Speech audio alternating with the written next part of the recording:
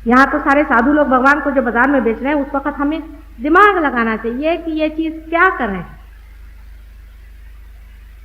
अभी एक साहब मुझसे आकर बता ले, मुझे एक बाबा जी ने अंगूठी, तो मैंने कहा कि तुमने क्यों ली भाई, तुम्हारे पास तो लाखों अंगूठियां, और वो अगर ऐसे बड़े भारी दाता हैं तो वो हमारे देश का इकोनॉमिक प्रॉब्लम सॉल्व कर दे, सबको खाना पीना दे दे, अंगूठियां दे दे, घड़ियां दे दे, बड़ा मौज हो।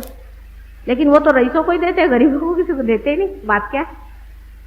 और फिर ये भी सोचना चाहिए 2 मिनट में कि आखिर परमात्मा को इसमें क्या इंटरेस्ट है कि आपकी अंगूठी दे, और कोई उनको धंधा नहीं है आपको अंगूठी देंगे, चूड़ियां देंगे। वो तो आपको कुछ देना हो तो परम ही की चीज देंगे ना। जो आपको परम देता है वही गुरु है, और बाकी जितने हैं सब चोर हैं, या आप समझिए।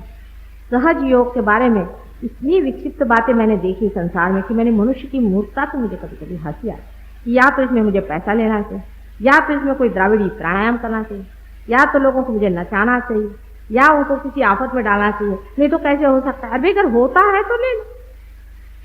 मैं तो कभी कभी बिल्कुल साधारण तरह से लोगों से कहती हूँ कि मैं तुम्हारी माँ हूँ और मैंने खाना बना लिया, जैसा बनाया, तुमसे क्या मतलब? तुम्हें अगर भूख है तो चट से बैठो और खा। मैं अभी सिंगापुर में गई थी, तो वहाँ मलेशिया का एक बड़ा मशहूर इंटरनेशनल डॉक्टर यांग करके आदमी है, बहुत बड़ा आदमी है वो। तो वो उनको पता हुआ कि मैं आई तो भागे भागे चले, वो एयरपोर्ट से सीधे सीधे घर पे आए, मैं तब खाना खा रही, और बाहर आकर कहते हैं माँ मैं मुझे भूख लगी है, चलो दो मुझे खाने कुछ।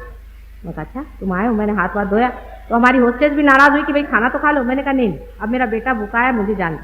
हालांकि वो मुझसे कम से कम खुश नहीं तो 15-20 साल बड़े होंगे, लेकिन आज सीखने वो बैठ गए, 1 मिनट में वो पार हो गए, 1 मिनट के उन्होंने पा लिया, और पाते ही साथ बहुत काम किया है उन्होंने। और वो कहते हैं कि यही एक तरीका है जिससे परमेश्वर को आप पा।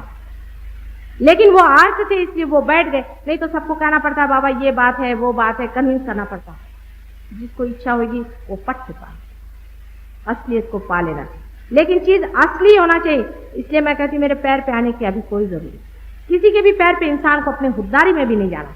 इसीलिए मोहम्मद साहब ने मना किया था कि किसी के पैर पर मत, किसी पे जाने की जरूरत है। हाँ, लेकिन जब आप पार हो जाए, जब आप थोड़ा बहुत पा लें, तब आपको पता होगा कि इन्हीं पैरों से ये वाइब्रेशन बहुत जरूरी है, और पैर पे आए बगैर वो चीज कंप्लीट होती भी नहीं। ये सही बात है, तब ठीक। नहीं तो कोई जरूरत है मेरे पैर पे आने के, दर्शन हो गया अपने आप। दर्शन का तो ऐसा कुछ बीमारी है, माता जी के दर्शन करें। अभी दर्शन में क्या रखा है? कुछ लेके जाओ असली चीज। हम असली देने बैठे हैं, असली लेने वाले नहीं।